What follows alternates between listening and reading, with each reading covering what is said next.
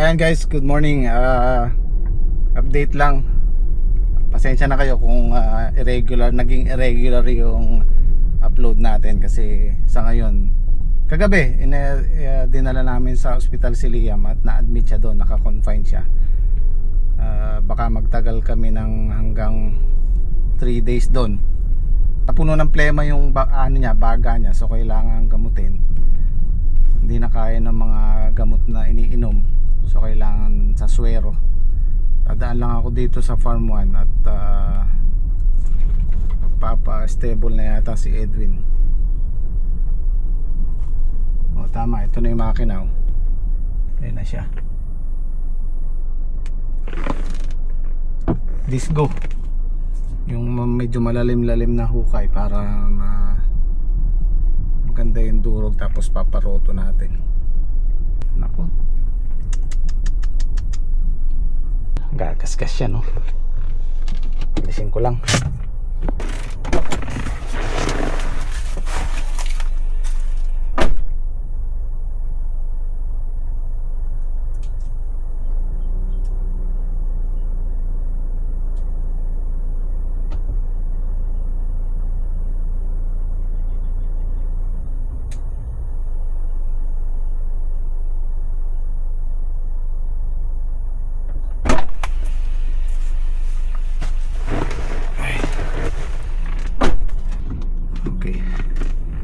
At ngayon din po yung birthday ni Lolo Boy. Yan, happy birthday kay Lolo Boy.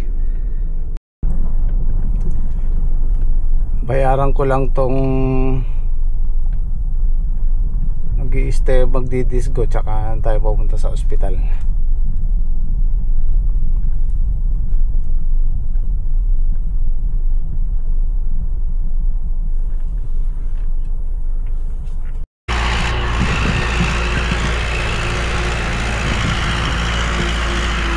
Ito yung tinatawag namin disco. Bukod yan sa stable, ito yung huhukayin niya, yung malalim talaga para mahalo yung lupa. Hindi ko alam kung alam ko apat na talim yan. Tapos malalim ang hukay niya kaysa sa stable. Tapos paroto natin para madurog. Yan ang lalim, oh. Ayos.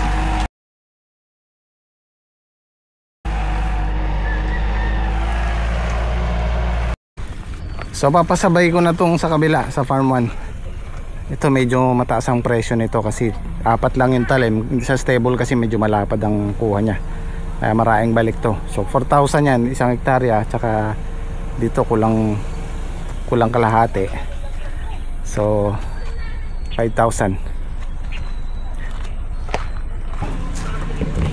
para makapaggayak-gayak na tayo. Patag-araw na. So punta muna ako sa ospital. Oh, anong ginagawa mo? Ha? Nagbabakasyon. Nagbakasyon ka dito. Hi ka sa kanila. Hi. Ay, pakita mo yung kamay mo. Oh. Pakita mo yung dextrose. Dextrose siya. Oh. May gamot yan. Antibiotic. Ano yan? Dumaan ako dito sa Honda Wheeltech sa San Isidro, San Roque, at nakuha ko na rin yung plate number ng ADV after 5 months. Thank you. So titingnan ko lang yung gym squad kasi baka meron silang makalimutang yung papaya doon, kailangan diligan kung okay yung ano yung dapat gawin. Paalala ko lang sa kanila yung gagawin kasi nag-aalala din ako sa tanim natin. So mamayang konti babalik ako dun sa ospital. Baka doon na rin ako matulog para hindi na ako balik-balik. Sana bukas makalabas na si Liam.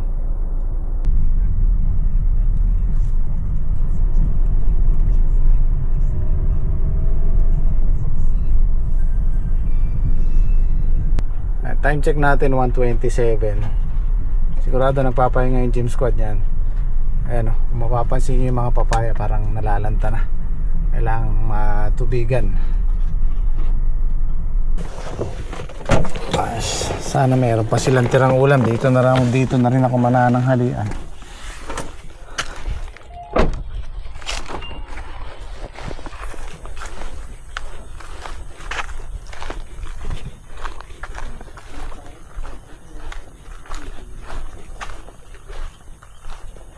No. Kumain na kayo? Hindi pa nga kung pakakainin nyo ako eh. Meron bang tira? Hindi, ako na lang. Sige, ako na lang sasandok. Oh, may nang bahala dyan. Diretso na ako dun.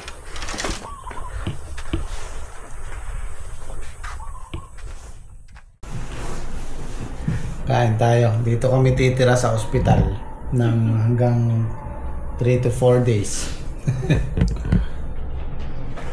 Hi! Kain mo sila. Kakain po tayo. Kain po kami. Kain po.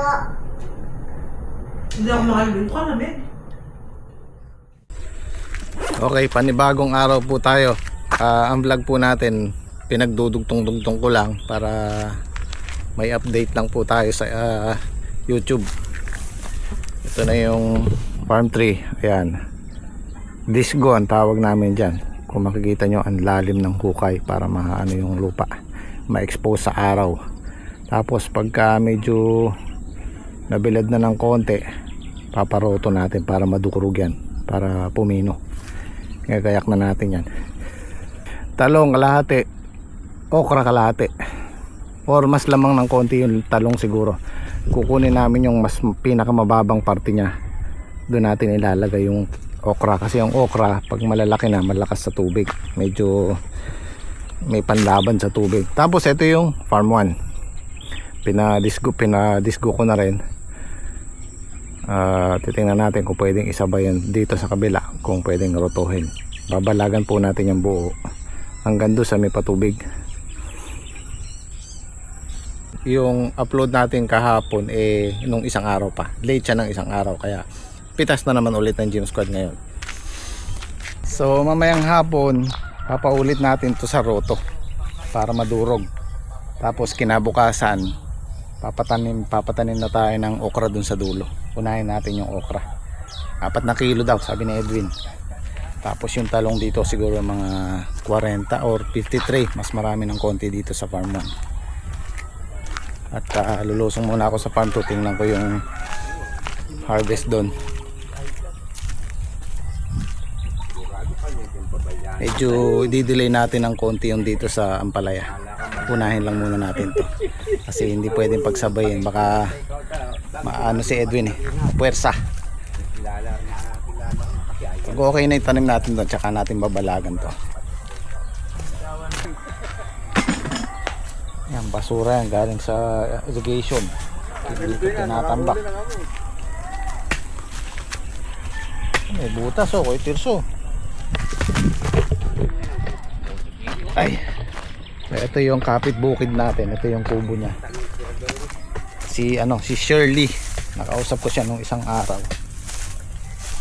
Siya yung magtatanim ng ampalaya dito. Ayan o.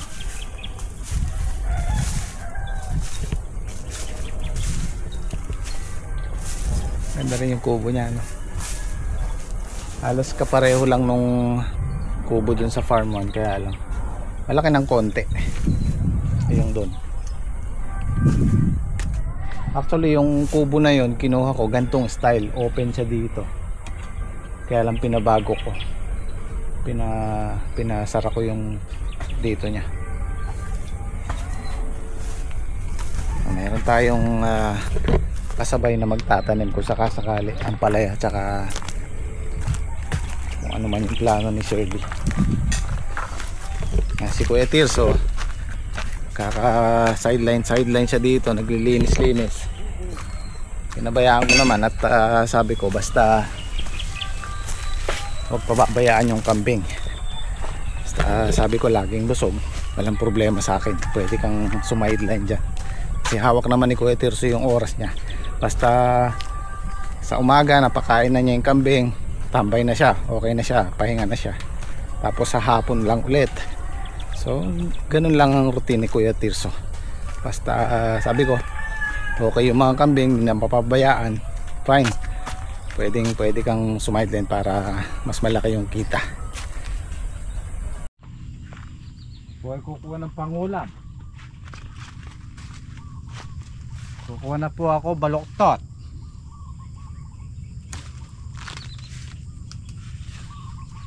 May tusok.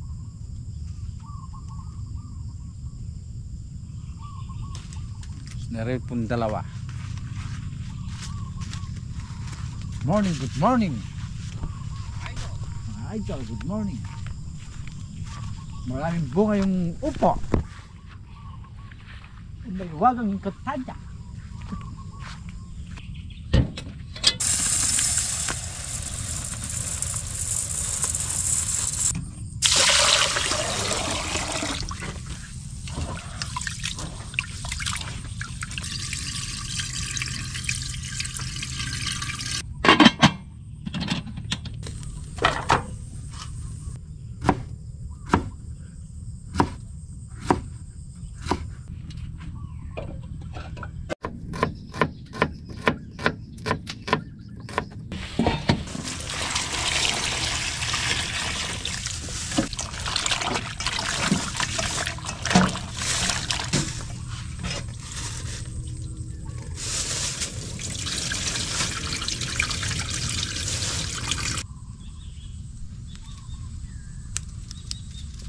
Lagay po na natin yung bawang.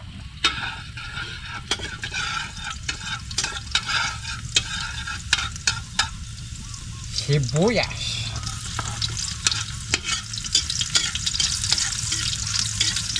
Lagay po na natin yung patola.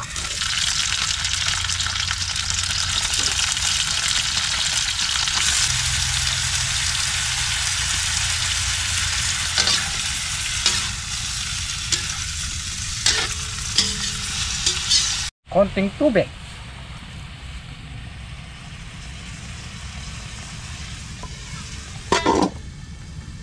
Patola. Yan po ang almusal po namin ngayon. Sarap tayo niya.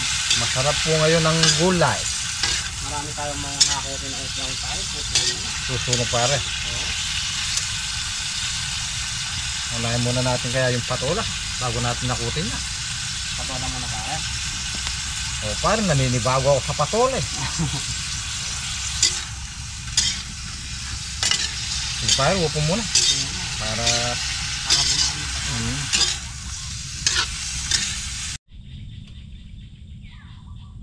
daming bunga guys. Tulong ngayon to.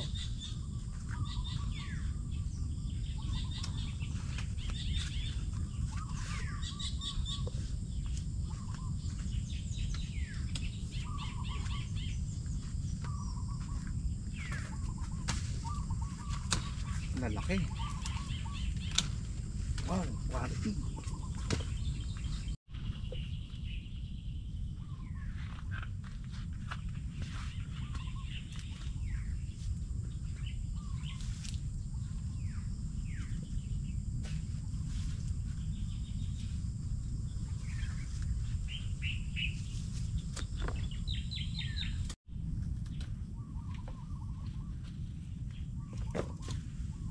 Itasin pa sa ibabaw.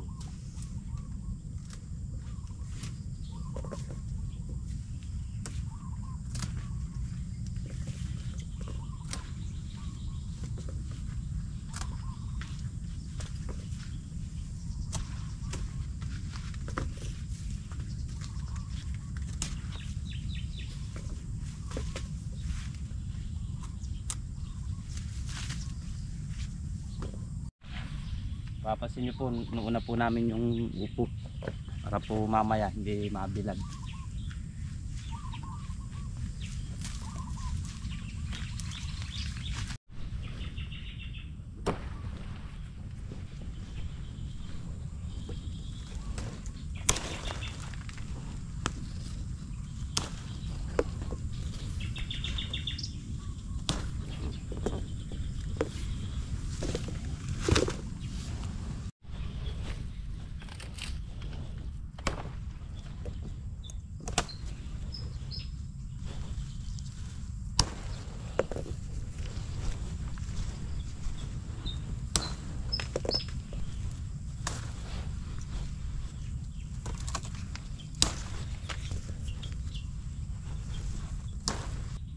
Dami dyan pare eh. Alam mo ano ah. Tikip-tikip na lang. Ay, kasarap. Sarap mamitas. Oh. Ganyang karaming bunga guys, sarap mag-harvest. Yes, yun pa. Isang naka 20 pieces yata rin.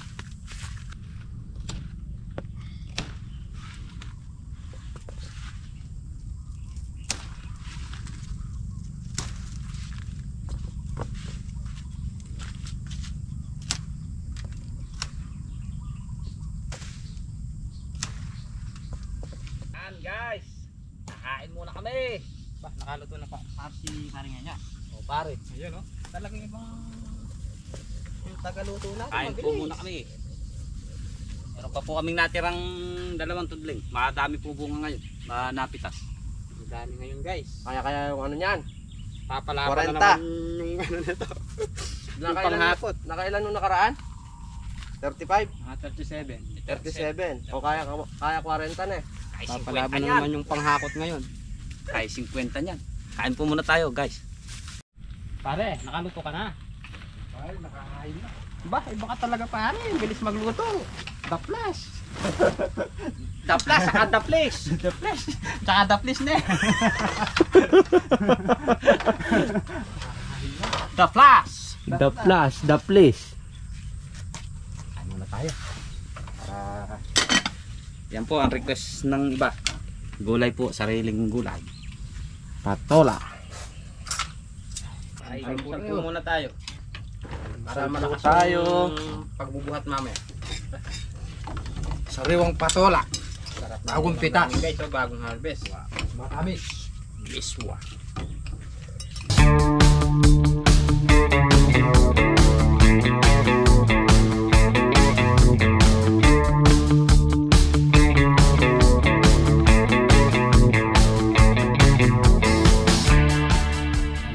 Tayo sa may wagang patola. Patapos na po yung upo.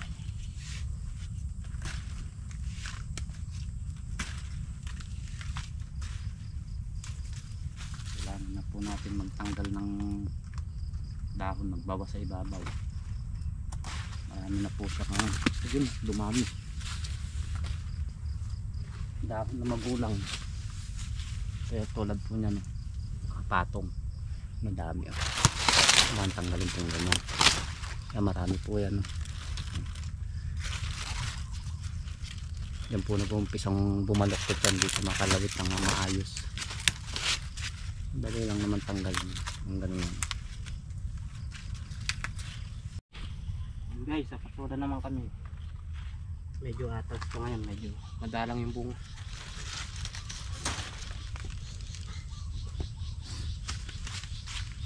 Yan, tapos na po tayo. Tapos na po tayo sa Maghahakot patola. na lang. Hakot na lang po. Hakot naman po. Ayan, yung upo ni Saldi pa ano na yan, pasulong na yan. Pero yung pitas ng patola ngayon, palagay ko atas ng konti. Nalagay ko lang tong plaka ng motor para wala na tayong kaba-kaba sa kalsada.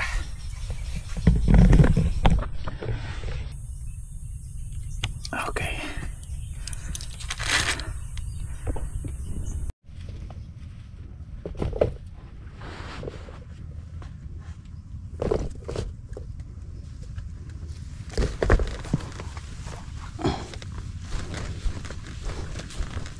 May babayaran ka na. Bibilangan mo la. Hanggang sa 20 mo.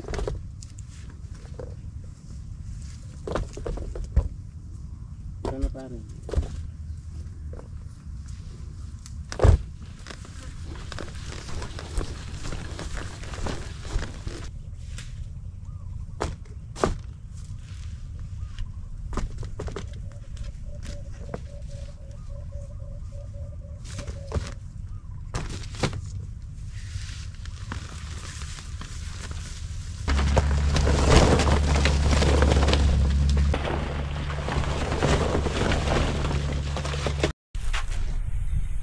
Ito namang gagayak nating balag ang paparoto natin ngayon. Papadoble ko na para kung sakali malagyan na natin ng plastic mulch pag gayak-gayak na. Ito hindi na namin pa na stable to kasi laging basa, hindi matuyo-tuyo. Kaya roto lang talagang pwede. Okay naman siya, okay namang yung durog niya. Yun nga lang, hindi siya kagaya ng stable na malalim. Banlik na may lupa.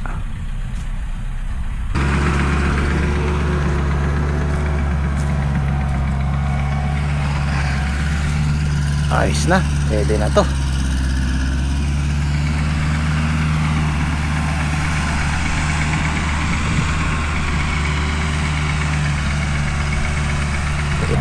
Okay na tong kabila. Nasa 30 to 40 minutes lang. Sakto lang, kalutungan. Maganda yung durog. So bukas ano na ni Sal dito.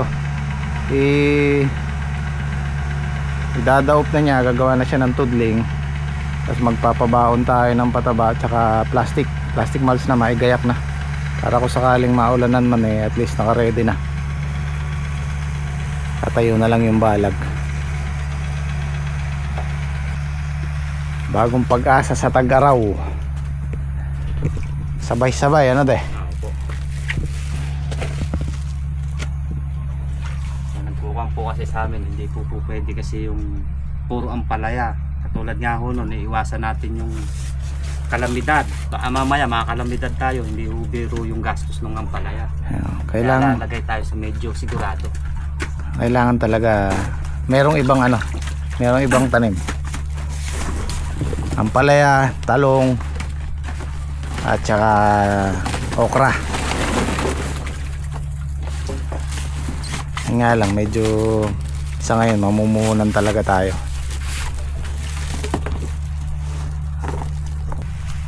Kailan tayo 10 dito.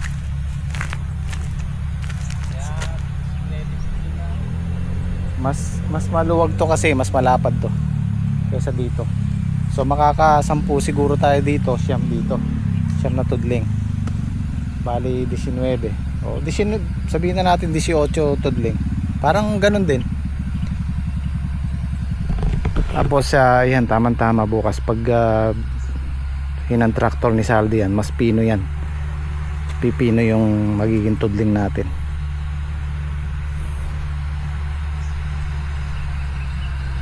Okay na. Yung bagong pag-asa natin. Ito yung sinasabi kong babawi tayo sa Tag-Araw. Sunod-sunod ang gastos. Pero may may balik yan. Tiwala lang, may balik yan.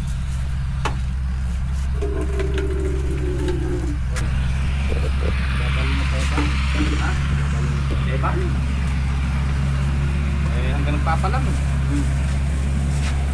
Huwag mo ilagay lahat yelo, tatabang yan. Ito lang, pwede. Dalawang balik pa. Hindi ko na nabilang yan So naglalaro tayo sa 40 bundles hanggang 50 sa upo.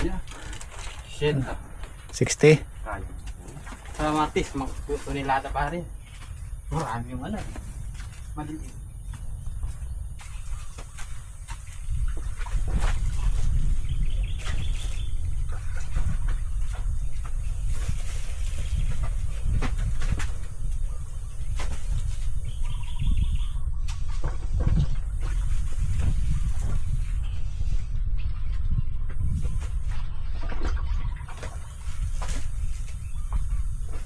Magdodoble yung upo ni Saldi sa atin.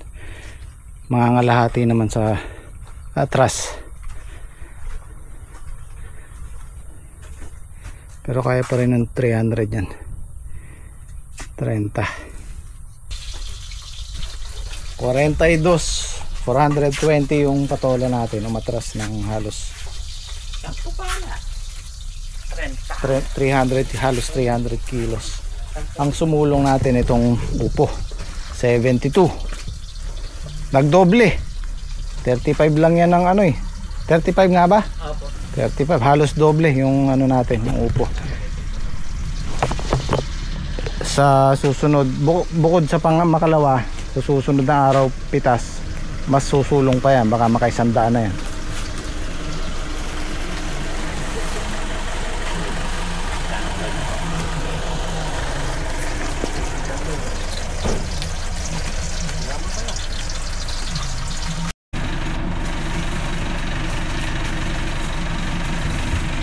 Halos ano yan, halos sa kalahating tonelada yan.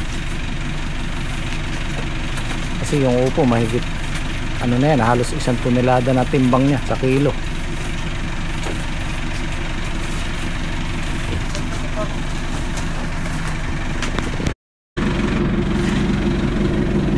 Kung sa talong 2 tonelada kasyang kasya rito. Kaya naman ito, naka aircon pa yung gulay natin.